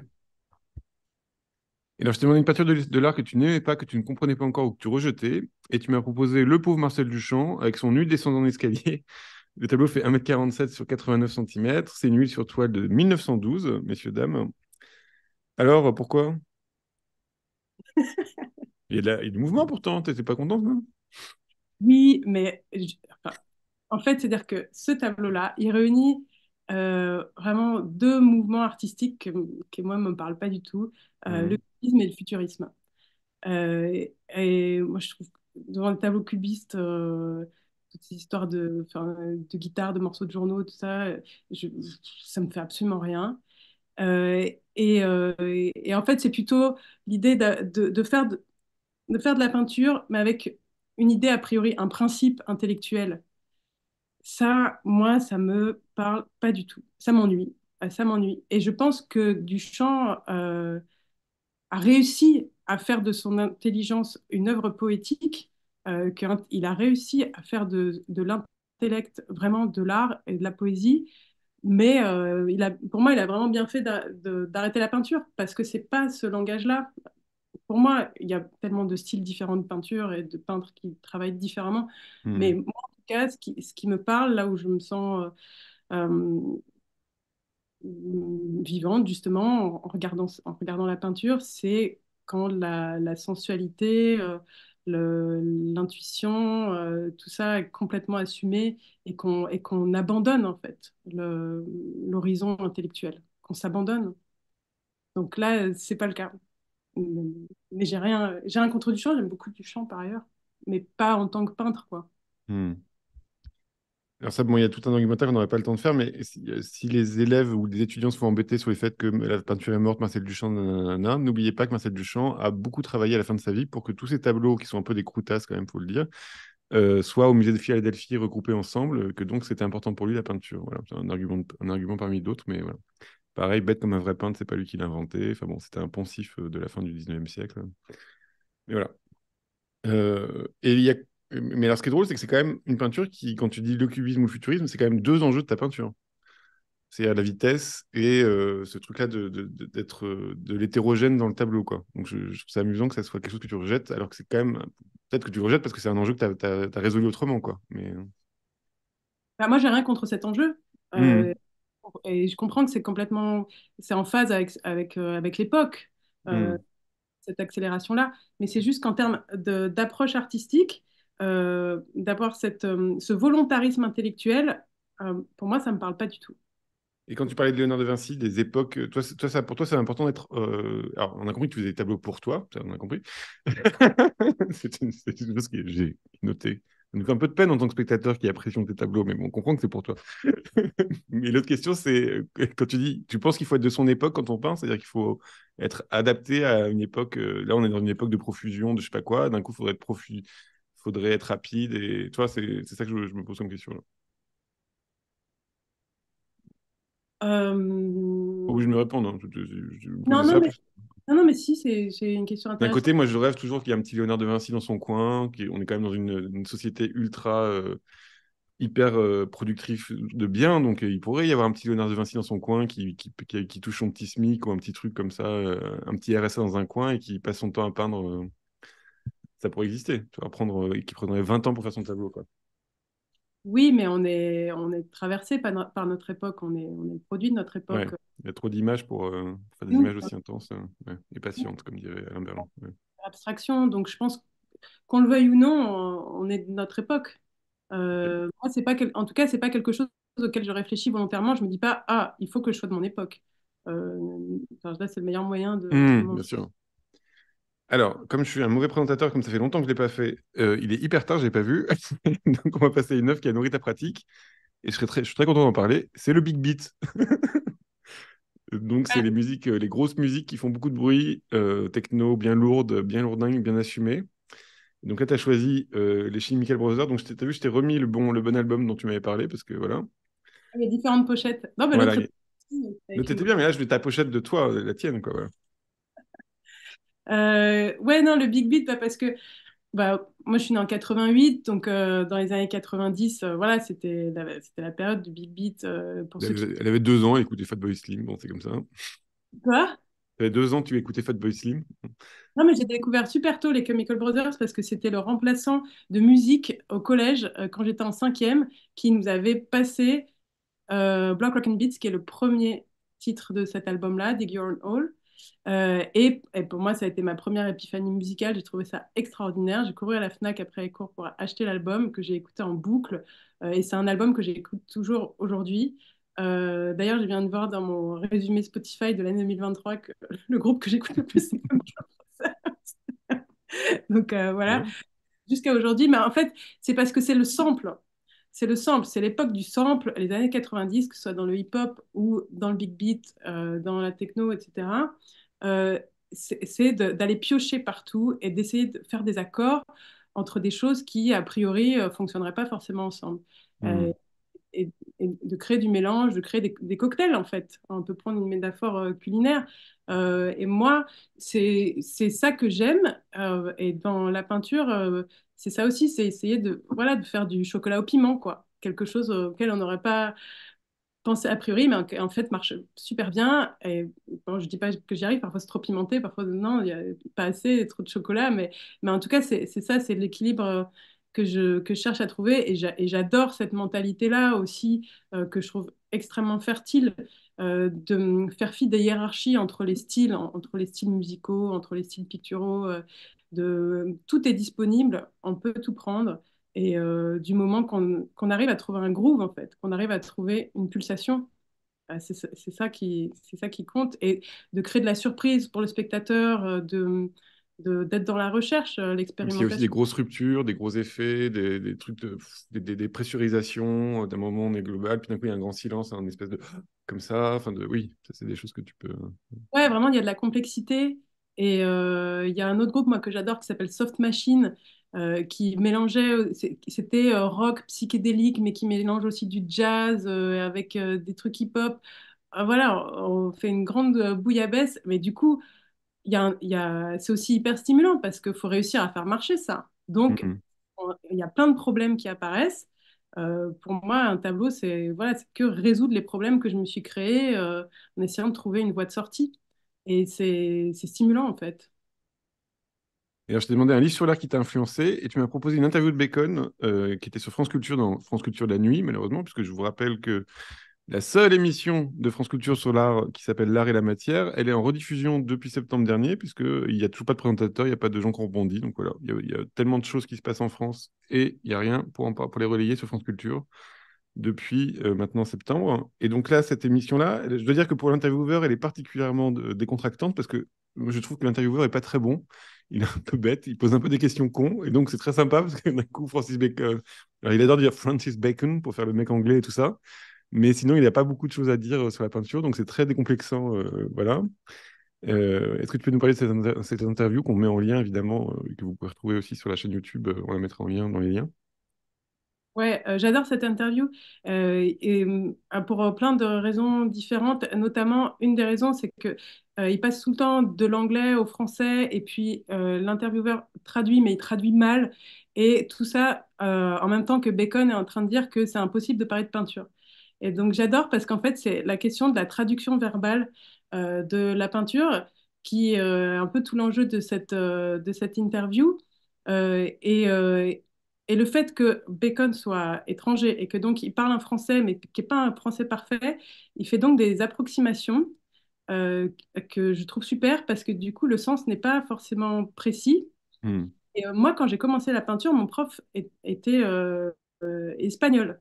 Il parle français, mais c'est un français de quelqu'un d'étranger qui donc a des formules, des approximations, des choses qu'un français ne dirait pas, et ça crée un français particulier. Et moi, souvent, quand il me faisait des remarques sur mes tableaux, je n'étais pas sûre de bien comprendre ce qu'il voulait dire. Et en fait, je pense que c'était super bien parce qu'il n'y avait pas cette précision, cette intelligibilité, c'était plutôt un un champ de possibles dans une sorte de rayon et où moi, j'allais prendre un peu, il y avait je pouvais prendre différentes choses, différentes possibilités d'interprétation de ce qu'il allait dire. Et en fait, toute cette interview de Bacon, il parle de ces enjeux-là, de l'intraduisibilité de la peinture. Donc pendant 1 heure, ils luttent tous les deux pour essayer de poser des mots. Et en même temps, moi, tout ce que dit Bacon sur la peinture dans cette interview, je trouve ça absolument d'une intelligence géniale. Il a complètement compris la peinture. Moi, je suis complètement d'accord avec tout ce qu'il dit. D'ailleurs, je l'ai réécouté là, Mhm. enfin, et j'ai vu qu'il parlait du nu descendant l'escalier. Je savais pas, j'avais oublié. Mais voilà, je vais pas, je pense que ça sert à rien que je décrive ce qu'il dit. Il faut J'invite mieux les écouter, ouais, bien sûr. Ouais. gens. Mais t'es d'accord que le présentateur, il est pas top. Non, mais justement, c'est ça que C'est ça qui est moi, dingue, c'est que parce Bacon, que il est quand même très patient, quoi.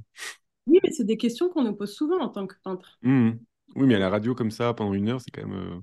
On a besoin On a de l'impression qu'il parle à la tour, on a l'impression que le présentateur, il parle à la Tour Eiffel et que d'un coup, il a pas préparé ses émissions et qu'il est juste content d'être à côté de Francis Bacon, quoi. Il y a un truc comme ça. Moi, j'aime bien qu'il pose ces questions que les gens posent souvent Ouais, et c'est vrai.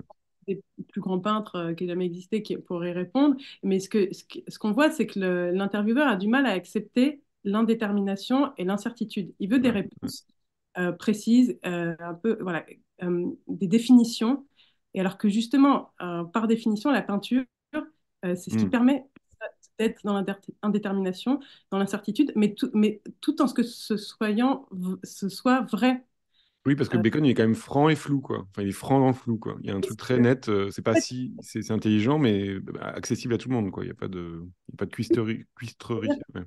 le médium peut exprimer l'incertitude, l'ambiguïté, Mm. la subjectivité tout en étant vrai. Et qu'il n'y a pas besoin d'être objectif, défini et certain pour que quelque chose soit vrai. Ouais, de tenir les choses. Mais encore une fois, la Joconde, c'est une fille qui sourit, donc c'est pas, ça suffit pas pour dire ce que c'est que la Joconde, quoi. Est-ce que tu peux redonner le nom de ton professeur parce qu'on nous demande sur le chat, juste en passant. Gonzalo Belmonte, qui était prof aux ateliers de la mairie de Paris. Trop bien. Et alors, je t'ai demandé une peinture contemporaine. On est complètement dans le rouge, hein, je crois. Oui, oui, c'est n'importe quoi. Je t'ai demandé une peinture contemporaine que tu aimais. Et tu m'as proposé Cecily Brown, The Pyjama Game. C'est un tableau qui date de 97-98. Je suis désolé, le visuel n'est pas très, très beau. Il faut se rendre compte qu'il y a plein de détails. Il y a là une grosse masse rouge comme ça. Et puis, il y a plein de détails dedans, en fait, où on voit des figures un peu partout, dans tous les sens. C'est assez, on va dire, psychanalytique aussi. Un peu Rorschach. Est-ce que tu peux nous en parler? Elle a une exposition en ce moment au Met. Ouais. Ouais, je suis très triste de la rater. C'est une de mes peintres préférées, vraiment.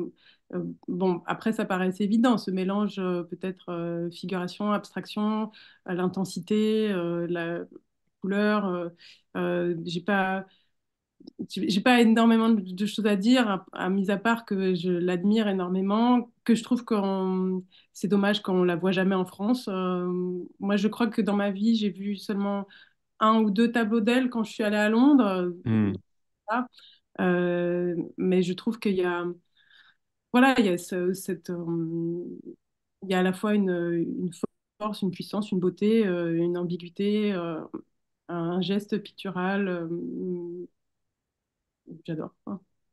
Quand tu parlais du fait que toi, ta peinture s'est simplifiée, on va dire avec le cavalier, la chevauchée. Et elle, pour le coup, enfin moi j'en ai vu plusieurs d'affilée, il y a un truc un peu saturant aussi quand même, hein, une saturation cognitive, quoi, qui peut être un peu, où le regard il sait plus trop où aller au bout d'un moment, quoi. Ça, il y a un effet chaos qui est rigolo, hein, parce que d'un coup on est un peu ivre de peinture et d'images et tout ça. Mais il y a quand même, j'ai l'impression qu'elle tient moins à la composition. Enfin bon, j'ai du mal. De toute façon, elle est hyper connue, tout le monde s'en fiche de mon avis, mais il y a, il y a quand même un côté plus, euh, un peu fatigant, quoi, à force. Mais bon, je sais pas si tu. Ouais, je peux comprendre. Je pense que là, c'est des questions de goût. Une Voilà. rétrospective, je pense que c'est un peu dur à regarder, quoi. C'est un peu comme la grande rétrospective de Eugène Leroy qu'il y a eu au Musée d'Art moderne de la ville de Paris. Sur 300 tableaux comme ça, c'est un peu dur, quand même. Ouais. Non? C'est Oui, exigeant, quoi. Ouais. oui, oui. Mais après, on peut venir et juste regarder un tableau pendant Bien longtemps. sûr, bien sûr. Non, mais c'est histoire de poser une question. Non, non, non, mais c'est vrai qu'il peut y avoir cet effet-là. La différents tableaux qui sont plus ou moins saturés, effectivement. Mais Bon. au final, moi, Enfin, je trouve de toute façon, on va passer parce qu'il y a tellement de questions là que je vois tomber sur le Twitch que, on a fini à 22 heures. Donc, c'est mon peinture contemporaine française que tu aimais et tu m'as proposé un tableau de Paul Taburet, A Pest in the House 1. Alors, c'est pas un tableau, c'est une impression sur papier, mais je pense que toi, tu voulais le tableau, mais voilà. Ça, j'ai trouvé le bon visuel de ça. Ça fait 61 sur 61, c'est 2022. Est-ce que tu peux nous en parler? oui, bah, je ne sais même pas s'il y a un tableau qui existe ou s'il y a que Ouais, des je sais dessins. pas. Et en tout cas, voilà, j'aime beaucoup le travail de Paul Taburet. Et là, typiquement, le mélange de médiums avec, je ne sais pas si c'est du sable qu'il utilise en bas dans les jaunes, il y a la bombe à aérosol, le bâton d'huile, ces formes ambiguës aussi qui ont une expressivité qui n'est pas du tout littérale ou illustrative, mais qui ont quelque chose d'énigmatique, avec aussi ces effets à la bombe à aérosol où par endroits, on a l'impression que c'est comme une radio UV, enfin pas UV, pardon, au rayon, quoi, comme des Hmm. rayons Rayon X, ouais. X, voilà, qui apparaissent et de réussir voilà, à mélanger ça avec cette coloration très énergique, j'adore, quoi. Il y a un côté aussi écran rétro-éclairé. Enfin, ces trucs-là, il y a un espèce de vocabulaire de Photoshop aussi, justement ces morceaux par calque qu'on peut avoir. Ouais. Et ça, Oui, ouais, des oui, effets de matière. Ouais. et une simplicité et en même temps des mélanges il y a une efficacité que je trouve ça beau, quoi. Trop bien. Bon, bah, c'est bien. Tu m'as fait une réponse super rapide parce que tu voulais les questions et il y a 7000 questions. Donc, on va laisser Nils poser les questions. J'ai vu mais j'ai vu il y a des pavés, quoi. Il y a des pavés. Bon, allez, Nils, je te laisse te débrouiller. Première question, pendant vos études, par quelle période historique étiez-vous intéressé, spécialisé? J'ai travaillé sur la Révolution américaine, les années 1776 aux États-Unis, et puis aussi sur l'entre-deux-guerres en Europe, sur l'histoire des idées pendant l'entre-deux-guerres. L'histoire des quoi? Histoire des idées Ah oui, politiques. ok. Comment on est devenu nazi, en fait, quoi. Un truc comme ça.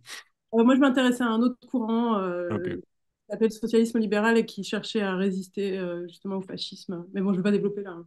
Non, bien sûr, mais c'était un. Ok. Une autre question, Nils? Pourquoi le choix de l'huile plutôt qu'un autre médium? Euh, Parce que l'huile permet, avec l'essence, de créer certains effets, d'avoir du sec, du brillant. Je sais qu'on peut avoir ça aussi à l'acrylique. Euh, L'acrylique sèche plus vite, donc c'est vrai que ça me permettrait de faire des superpositions plus rapides, mais parfois je l'utilise un petit peu aussi. J'ai pris l'habitude de travailler à l'huile. Ça me permet d'effacer, ce qui est plus difficile avec l'acrylique, puisqu'une fois que c'est sec. Il faut poncer à ce moment-là. Ouais. Et donc voilà, ça me permet de venir retravailler dans le frais beaucoup plus, quoi. J'allais parler de la vibrance des couleurs, mais maintenant je crois qu'ils font des acryliques tellement bonnes qu'on a aussi de très belles couleurs. Et toi, t'as un tremblement de faire de peindre à l'huile, c'est-à-dire tu penses à l'histoire de l'art et tout ça, ou ça te permet de t'inscrire, enfin, il y a une espèce de sacré du médium ou pas trop tu vois, tu te considères, non, Voilà. coup de décontraction. Une autre question, Nils? Gilles Deleuze, dans Sur la peinture, parle du chaos et de la catastrophe, sorte de passage obligé pour le peintre. Quel serait le rapport de votre peinture avec cette notion et par rapport au monde d'aujourd'hui? Ah, Pas mal. ouais. Alors, est-ce Euh, que tu passes par le chaos pour arriver à que ça tienne encore un petit peu, ou est-ce que le résultat est chaos? j'ai pas de volonté en fait. Il n'y a pas de volonté, il n'y a pas de message dans mon travail. Ah oui, pas de message au sens. Ouais. Euh, je pense que c'est plus une dynamique, une énergie, un type de pulsation, un certain rythme qui est intérieur. Cette gravité dont on parlait, ou cette violence, ou cette Hmm. dureté du travail, sûrement qu'elle est explicable par des raisons autobiographiques ou psychologiques, ou peut-être même chez mes ancêtres, dans mon histoire, etc. Et après, si elle vient résonner sur le chaos du monde actuel, euh, c'est pas volontaire et en même temps, je pense que c'est normal qu'il y ait une porosité. C'est pas quelque chose de réfléchi en tout cas. Est-ce que c'est parce que je suis le produit de mon époque et mon époque est chaotique, ou est-ce que j'en sais rien en fait. J'en sais rien. Je suis désolée si c'est décevant comme réponse, Non, pas du mais tout. Et alors, pour Deleuze, le chaos, c'était aussi le fait que d'un coup, c'est comme si le tableau était une catastrophe et qu'il fallait le récupérer à un moment donné. Tu vois, c'est que ça, il pense à ça, c'est pas trop ton. Bacon, quand il parle de Bacon, il parle de ça comme ça. Bon, je veux dire que moi, j'ai lu le livre, j'étais un peu déçu parce qu'il y a des petits poncifs sur l'art un peu chelou, genre Mondrian est allé à New York parce qu'il aime pas le verre et qu'il n'y a pas de verre à New York, ou des choses comme ça dans le livre que j'ai trouvé un peu bizarre, mais bon. je pense que le livre de Deleuze sur Bacon, c'est vraiment Non, mais comment là, c'était. Deleuze interprète Bacon, c'est un peu le délire Ouais, bien de sûr. Bacon. Même si moi j'ai trouvé qu'il y Mais a là, il est des plus sérieux. Ce livre, il est bien quand même. sur la viande et tout ça. Mais moi, je cherche à rien résoudre. Je ne cherche pas à ce que ça se finisse bien. Enfin, je suis pas dans ce genre de considération morale ou même citoyenne dans mon travail.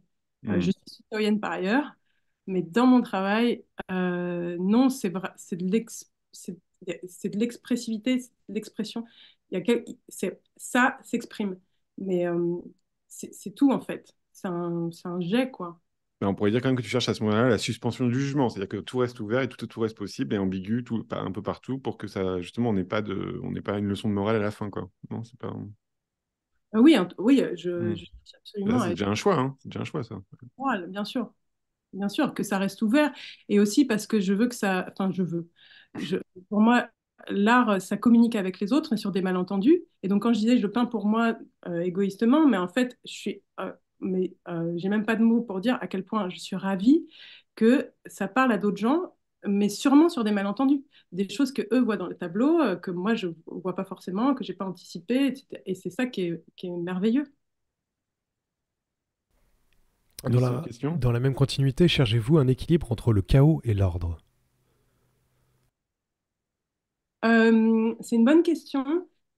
En fait, alors je lisais un livre sur la théorie du chaos et il se trouve que le chaos est une forme d'ordre. Mais c'est un ordre très complexe, tellement complexe qu'on n'arrive pas à percevoir son ordre, mais en réalité c'est un schéma.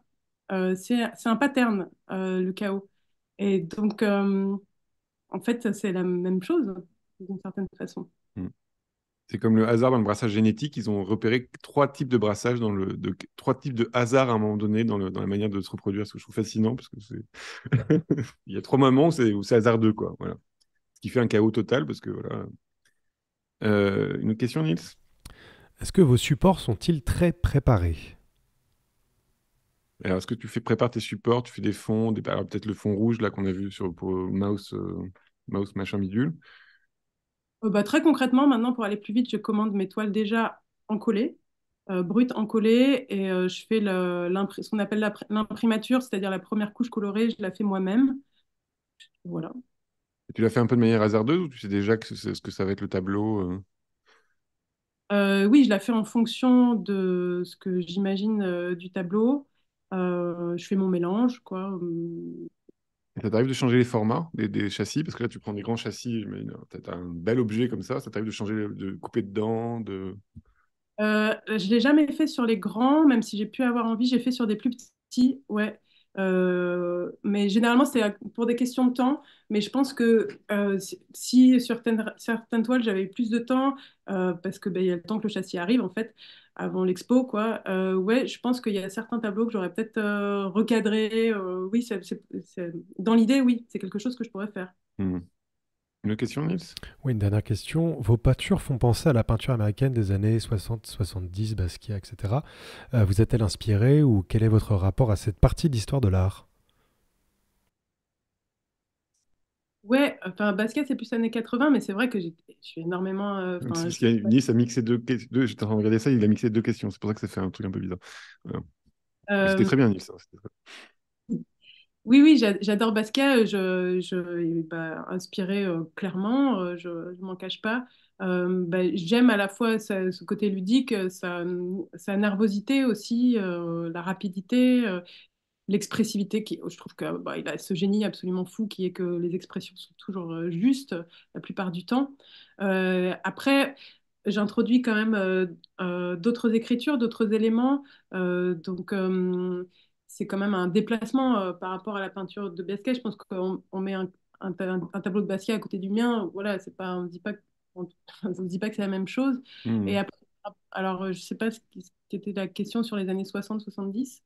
Bah, c'est la Oui, peinture, justement, tu parlais de Kooning, ou tu parlais de... Moi, tu vois, on peut pas penser à Motherwell aussi, ou des grands gestes comme ça. Ouais, ouais. Tu as regardé ça, ou est-ce que c'est un peu... voilà. Oui, oui, oui, oui, bien sûr, j'ai regardé, j'aime beaucoup, parce qu'il y a une liberté chez les Américains qui, moi, me parle, et à la fois euh, cette, euh, cette expressivité, mais qui est fun, en fait, qui est fun, que j'aime, et qui se détache un peu de l'expressivité allemande qui peut être assez lourde parfois. Du pathos, Euh, ouais. Ouais. ouais, de pathos. Et c'est vrai que chez les Américains, euh, le sentiment qu'on peut tout faire, que tout est possible, que la notion de bon goût est beaucoup moins présente qu'en France, par exemple. Moi, je trouve ça extrêmement libératoire d'avoir des immenses formats. Je trouve ça très libératoire. Voilà, je trouve qu'il y a quelque chose sans complexe Mhm. qui est très fertile, en fait. Bah, on va voir ça, tu pars pendant 1 an, là. Ouais. On va voir comment tu nous reviens, si tu nous reviens. Merci beaucoup, Dora, c'était passionnant. Merci à tous ceux qui étaient sur Twitch d'avoir aussi bien réagi et répondu et posé des questions et tout ça, d'avoir été là aussi. Et puis, merci à Nice, notre réalisateur. On se retrouve, je sais pas quand, je vous avoue, je vous l'ai dit que j'étais très très occupé jusqu'en mars parce que j'ai une exposition à ce moment-là et que j'arrive pas à tout faire, on va pas se mentir. Puis là, je vous ai quand même fait 2 heures de débat avec plein de peintres là, il y a 2 semaines. Donc voilà, mais en tout cas, Dora, j'étais très content de faire ça avec toi et merci à tous et au revoir.